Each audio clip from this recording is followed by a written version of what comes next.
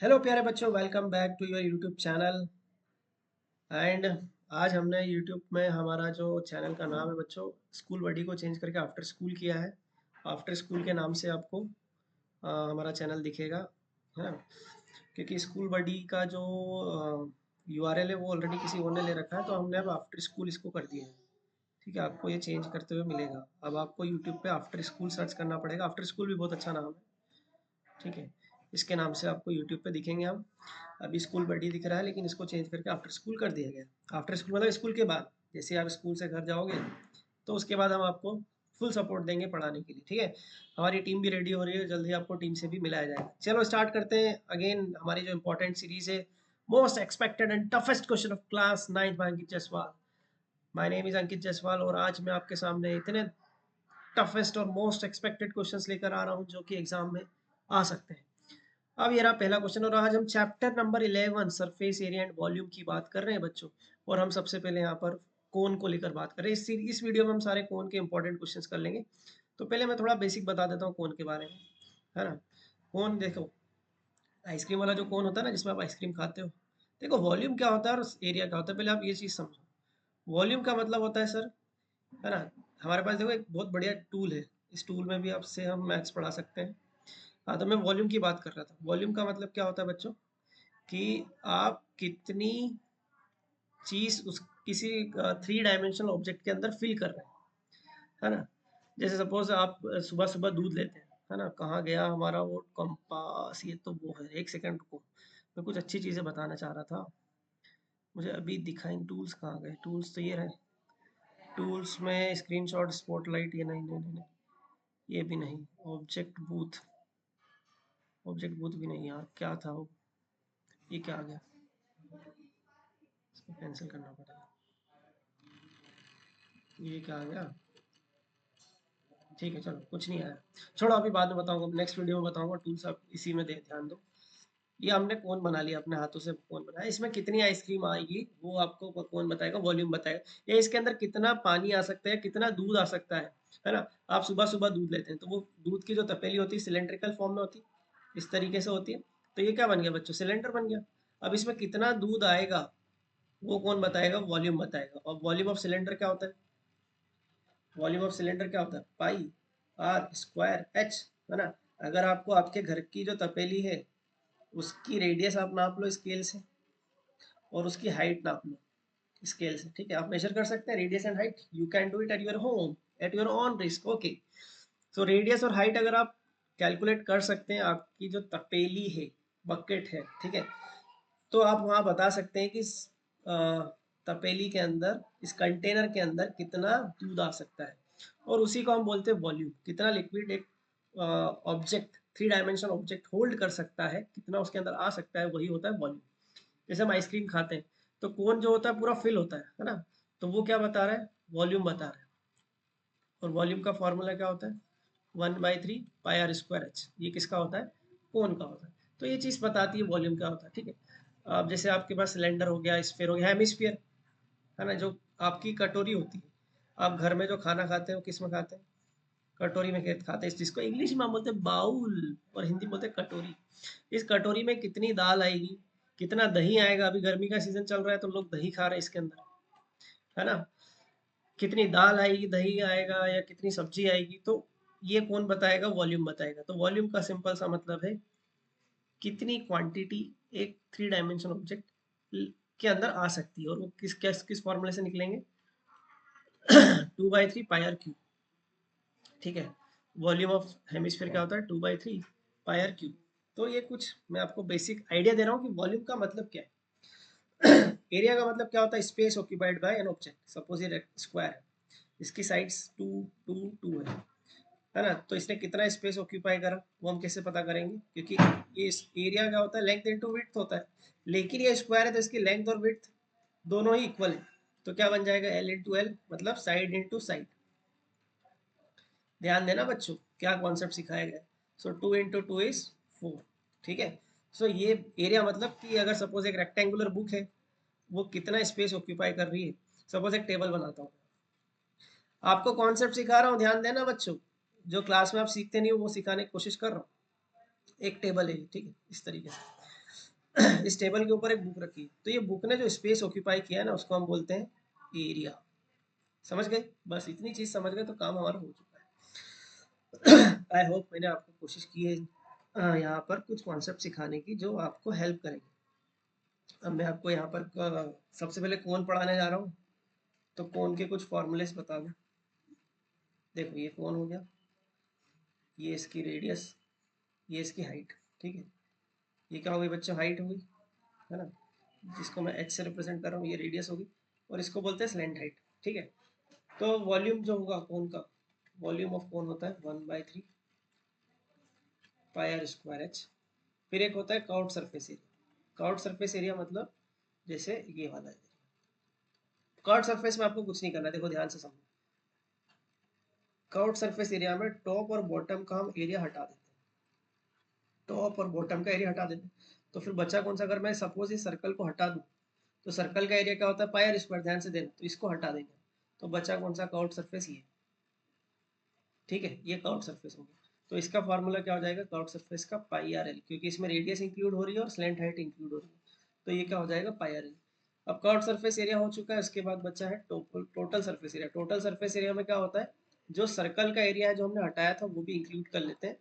तो एक तो हो गया पाई आर स्क्वायर सर्कल का एरिया, और ये पाई आर एल निकाला था, इसको भी प्लस करते हैं, टोटल में सब सारे एरिया कवर हो जाते हैं। तो पाई आर मैंने कॉमन ले लिया, तो अंदर क्या बचा, आर प्लस, ठीक है। तो ये तीन फॉर्मूले हैं जो बहुत इंपॉर्टेंट है आपको एग्जामिनेशन में। अगर ये आपको क्वेश्चन सॉल्व करना आता है, क्योंकि क्वेश्चन में सिर्फ फॉर्मूले अप्लाई करना और आंसर आ जाएगा, बट अगर फॉर्मूले नहीं पता है तो दिक्कत हो सकती है। तो मैंने यहाँ पर आपको एक्सप्लेन किया बच्चों। अब मैं आपको यहाँ पर क्वेश्चन सॉल्व करेंगे हम। फर्स्ट क्वेश्चन, ये सेम क्वेश्चन आपके एनसीईआरटी से उठाए हैं, और मुझे लगता है कि पहले कुछ फाउंडेशन क्वेश्चन कराने चाहिए, बेसिक, जहाँ पर बच्चा हमारा जो कमजोर बच्चा है, खासकर जो पढ़ने वाले बच्चे हैं, वो तो क्या है कि उनको तो सब समझ में आता है, उनका रिवाइज भी हो चुका है, लेकिन हमारे कुछ महान बच्चे हैं जो क्लास में नहीं पढ़ते हैं, वो फिर यूट्यूब पे ढूंढते हैं कि कोई पढ़ा दे, तो उनके लिए हम अवेलेबल हैं, फ्री सुविधा आपके लिए। हम आपके साथ जुड़े रहेंगे जब तक आपका एग्जाम ना हो, और एग्जाम के बाद भी आपको गाइड करेंगे करियर काउंसलिंग के लिए। चलिए स्टार्ट करते हैं विदाउट ए फर्दर अडू, फालतू की बकवास ना करते हुए सीधे क्वेश्चन पे आते हैं बच्चों। पहला सवाल आपकी स्क्रीन पर, diameter of the base of a cone is 10.5। अब जैसे ही आप क्वेश्चन सॉल्व कैसे करते हैं, देखो मैथ्स बच्चों को डर क्यों लगता है, तरीका क्या होता है सॉल्व करने का, आप स्टेप बाय स्टेप क्वेश्चन पढ़ो और स्टेप बाय स्टेप डेटा लिखते चलो, ठीक है, स्टेप बाय स्टेप, ठीक है। क्योंकि बच्चों को इंग्लिश समझ नहीं आती कि सर क्या बोल रहा है, तो तुम्हें क्या दिख रहा है, diameter of the base of a cone, मतलब एक कोन है, एक कोन है ये, ठीक है। इस कोन की डायमीटर दी है, ठीक है, कितनी दी है, 10.5 डायमीटर, यहाँ से लेके यहाँ तक डायमीटर, ये पूरी डायमीटर है, ध्यान देना, ठीक है। अब इसकी आपको डायमीटर 10.5 दी है, तो रेडियस क्या हो जाएगी, 10.5/2, मतलब 5.25, ठीक है। आपको स्लैंट हाइट दी है, स्लैंट हाइट कितनी दी है, ये स्लैंट हाइट आपको दी है 10। तो आपसे पूछ ले find its curved surface area, ठीक है। तो आपने इतनी डिटेल लिख ली कि सर स्लैंट हाइट, रेडियस मेरे पास कितनी है 5.25, और स्लैंट हाइट 10 है, तो मुझसे पूछा है सी ए से बताओ, सी ए से क्या होगा, पाई आर एल, तो 22/7 इंटू रेडियस कितनी है 5.25, स्लैंट हाइट कितनी है 10, तो मैंने इसको लिख दिया 22/7 52.5, क्योंकि ये 10 इससे मल्टीप्लाई हो गया तो 52.5 बन गया ना, पॉइंट शिफ्ट हो गया। तो कहने का मतलब ये है, क्वेश्चन में आपको ये गिवन था, आपने लिख लिया कि रेडियस पता है, स्लैंट हाइट पता है, तो फॉर्मूला आपको पता होना चाहिए, बस पाई आर एल, इसको यूज कर आंसर आ जाएगा। अब इसको हम डिवाइड कर देंगे, 7 से इसको डिवाइड करा, तो 52 को 7 से डिवाइड करेंगे कितने टाइम से आएगा भाई, 7 7 49, ठीक है, 35 बचा, तो ये 7 5 से 30, सो 7.5। अब 7.5 इंटू 11 करना है, 7.5 को हम क्या लिख सकते हैं, 15/2 लिख सकते हैं ना, अरे बोलो भाई, 15/2 को कैंसिल करोगे तो 7.5 बन जाएगा। कैलकुलेशन करते कैसे वो सिखा रहा हूँ, तो 11 इंटू 15 इज 165, ये आंसर आ गया। अब कई सारे बच्चे को दिक्कत आती है, किसमें दिक्कत आती है, मल्टीप्लाई करने, मल्टीप्लाई करें पॉइंट के साथ प्रॉब्लम आ जाए, तो हमने 7.5 को कन्वर्ट कर दिया फ्रैक्शन में 15/2 के बाद, वही है आंसर सेम है। So 162 is the right answer of the first question. Second question भी मैं यही एक्सप्लेन कर देता हूँ, हमारे पास स्पेस है। आपसे पूछा है नेक्स्ट क्वेश्चन में टोटल सरफेस एरिया, देखो बेसिक पढ़ा रहा हूँ बच्चों, ध्यान देना, कोई जादू नहीं दिखा रहा, आपको बेसिक सिखा रहा हूँ ताकि आप सीख पाए कि क्वेश्चंस करते कैसे हैं। फिर उसके बाद हम एडवांस क्वेश्चंस पे भी जाएंगे और ये मोस्ट एक्सपेक्टेड क्वेश्चन है जो एग्जाम में आने चाहिए। भैया मैं पेपर बनाता तो ये जरूर डालते हैं इन टाइप के क्वेश्चन। अब डिपेंड करता है स्कूल टू स्कूल, आपके स्कूल में कैसे टीचर हैं और कैसा पेपर बना रहे हैं उनके ऊपर डिपेंड करता है। मैं ये नहीं बोल रहा हूँ कि यही क्वेश्चन आ जाएगा, बट इस टाइप के क्वेश्चन आने चाहिए जिससे बेसिक हमारा क्लियर हो। Find the total surface area of cone. अब आपको देखो सबसे पहले कोन का टोटल सरफेस एरिया निकालना है, लेकिन आपको स्लैंट हाइट गिवन लिखो। मैथ्स में हमेशा सीखो गिवन क्या है और फाइंड क्या करना है, तो चीजें आसान। स्लैंट हाइट 21 दी है और डायमीटर 24। डायमीटर 24 तो तुरंत रेडियस निकाल ली 24/2 12 होगी, ठीक है। तो टोटल सरफेस एरिया क्या होता है, pi R into R plus A. Radius कितनी है, ठीक है। अब इसको सॉल्व कर लेते हैं। ये कितना हो गया 33। ठीक है बच्चों, इसको सॉल्व कर लेना। सॉरी, आंसर आपका पॉइंट में आएगा तो वो आप कर लेना। ठीक है, मैं सिर्फ इतना ही बता रहा हूँ। आवाज बैठ चुकी है, सुबह से बहुत पढ़ा पढ़ा के आवाज चली गई है। चलो कोशिश करेंगे। नेक्स्ट क्वेश्चन,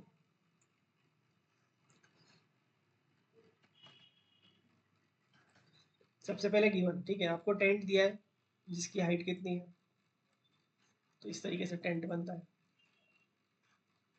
ठीक है। टेंट की हाइट आपको दी है 10 और बेस कितना दिया है, बेस आपको रेडियस दिया 24, ऐसा ये 24 और ये 10, तो स्लैंट हाइट निकालना है। तो हमें पता है ये क्या बनता है, पीजीटी से हम L square equals to height का स्क्वायर प्लस रेडियस का स्क्वायर, तो 10 का स्क्वायर प्लस 24 का स्क्वायर,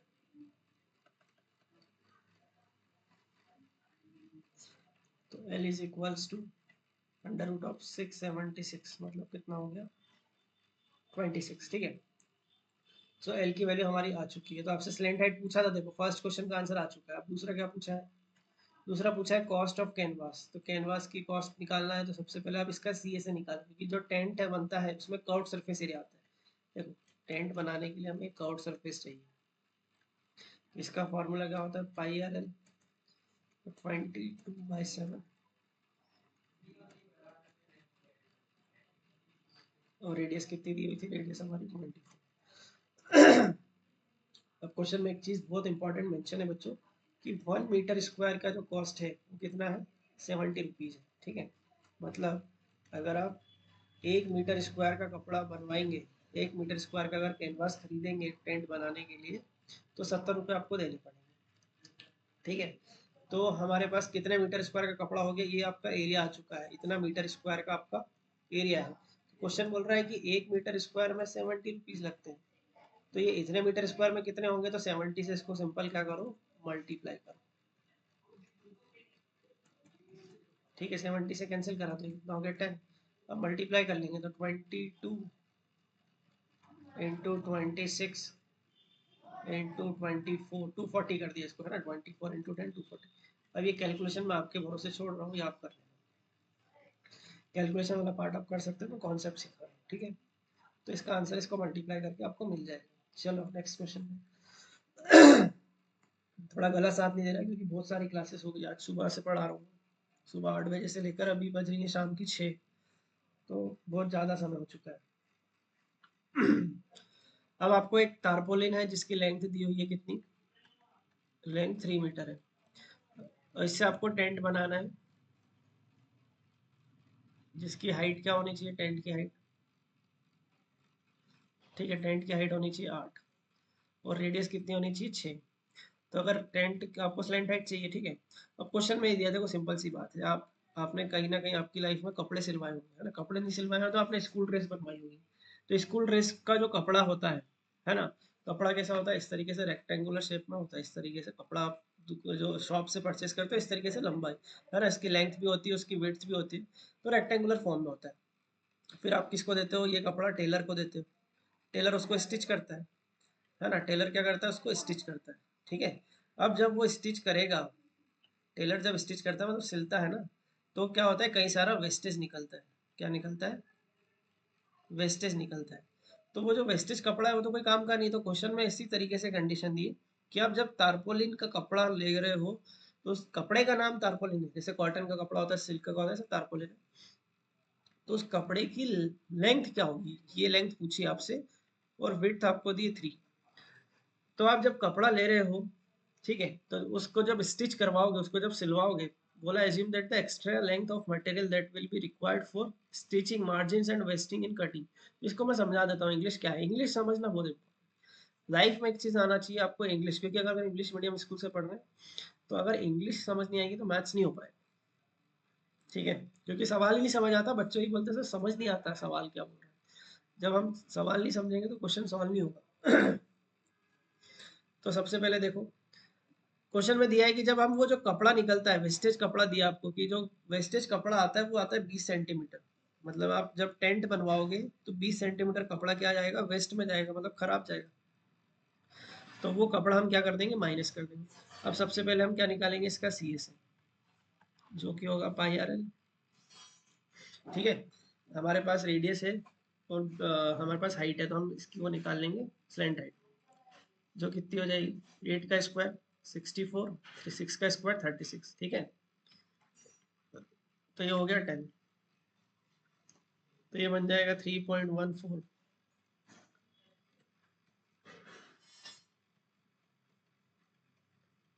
31.4 इंटू 6, तो ये कितना बन गया, 188.4। ठीक है, 188.4 मीटर स्क्वायर का ये कपड़ा है।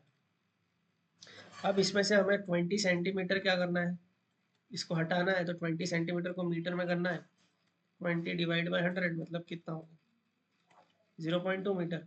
सो 188.4 में से 0.2 माइनस कर दें, सो 188.2 आ गया। ठीक है, अब ये जो बचा हुआ कपड़ा है इसको हम किससे कंपेयर करेंगे, लेंथ इंटू विड्थ, जो हमें लेंथ दी हुई थी रेक्टेंगल की, तो 3 इंटू विड्थ। ठीक है, ये कहाँ से आया, क्योंकि रेक्टेंगुलर कपड़ा है ना, मैंने स्टार्टिंग बताया था, इस तरीके का कपड़ा है जिसकी लेंथ हमें फाइंड करनी, विड्थ दी है। तो वही हो गया यहाँ पर, area of rectangle, length into width is equals to area, जो कि रेक्टेंगुलर शेप में कपड़ा आता है। तो 188.2 को 3 से डिवाइड करेंगे, तो यहाँ पर जो वैल्यू आएगी वो आएगी 63 अप्रॉक्स। ठीक है, 63 मीटर में आएगी अप्रॉक्स। एग्जैक्ट नहीं आएगा, ये अप्रॉक्स आएगा ना, 62 पॉइंट समथिंग आएगा, लेकिन 63 के क्लोज है तो हम 63 मीटर, राइट। सो इसका करेक्ट आंसर हो गया 63 मीटर। ठीक है, समझ गए, एक बार इसको देख लो, अच्छे से नोट कर लो। पानी लेके आओ, गला सूख रहा है, पानी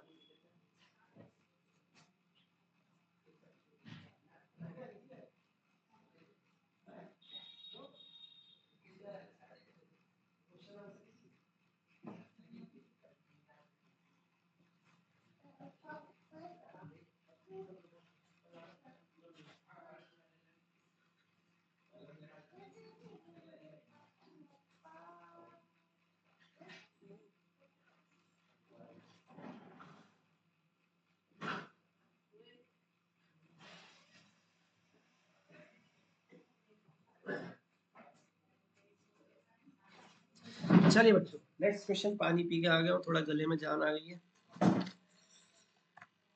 अगेन नेक्स्ट क्वेश्चन, एक जोकर के वाला जो क्वेश्चन है कि हम जोकर की टोपी इस तरीके से रहती है ना, उसका क्वेश्चन आ गया। ये भी इंपॉर्टेंट है, देखो बहुत इजी है।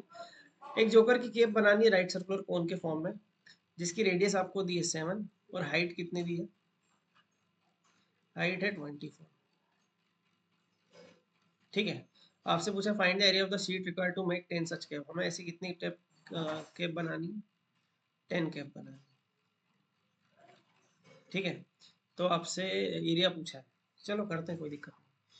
तो सबसे पहले हम क्या करेंगे, सबसे पहले बच्चों हम क्या करने वाले हैं, यहाँ पर हम सी ए से निकालेंगे। सी ए से कितना होगा, पाई आर है, तो पाई की वैल्यू हमें 22/7, अगर मेंशन नहीं है तो आप 22/7 ही लें। रेडियस कितनी दी है, 7, और हमें हाइट, स्लैंट हाइट निकालनी पड़ेगी। स्लैंट हाइट हम निकाल लेंगे, देखो स्लैंट हाइट निकालने के लिए क्या करना है, कुछ नहीं करना है, सिंपल सा ट्रायंगल बाहर निकालो, ये 7 और ये हाइट आपकी 24, स्लैंट हाइट निकालनी। ठीक है, तो 24 का स्क्वायर प्लस 7 का square is equals to slant height. है ना, पीजीटी लगाया हमने यहाँ पे। तो ये हो गया 576 प्लस 49 इज इक्वल्स 12। तो ये कितना बन जाएगा 625 का अंडर रूट, क्योंकि ये एल स्क्वायर है। ठीक है, तो यहाँ पर ये अंडर रूट आ गया 625 मतलब 25, ये आ जाएगा 25। अब इसको कैंसिल कर दिया तो ये कितना बन गया 550 मीटर स्क्वायर सेंटीमीटर स्क्वायर। ठीक है, इतना एरिया हो गया।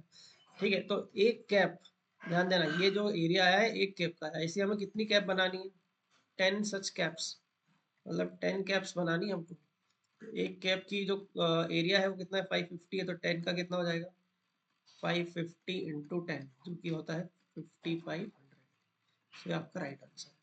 राइट बच्चों, तो हमने एक ही वीडियो के अंदर पूरा हमारा क्या कंप्लीट कर लिया, हमने कोन कंप्लीट कर लिया। अब नेक्स्ट वीडियो में मैं क्या लेके आने वाला हूँ, स्फीयर और हेमिस्फीयर दोनों एक साथ ले आऊंगा, स्फीयर हेमिस्फीयर पूरा कंप्लीट करेंगे। ठीक है, चलो मिलते हैं नेक्स्ट वीडियो में, तब तक के लिए देखो वीडियो अच्छी लगी है, बिल्कुल अच्छी लगनी चाहिए, लाइक शेयर सब्सक्राइब जरूर करें, अपने दोस्तों के साथ शेयर करें, लाइक करें। हमारे सब्सक्राइबर कम है, अभी हम ग्रो कर रहे हैं धीरे धीरे, हो सकता है हम दुनिया के सबसे पावरफुल यूट्यूब चैनल बन जाए। उसके लिए हमें स्टूडेंट्स का प्यार चाहिए, जो कि आप, मुझे बिल्कुल उम्मीद है कि आप दोगे, कोई कमी नहीं रखोगे।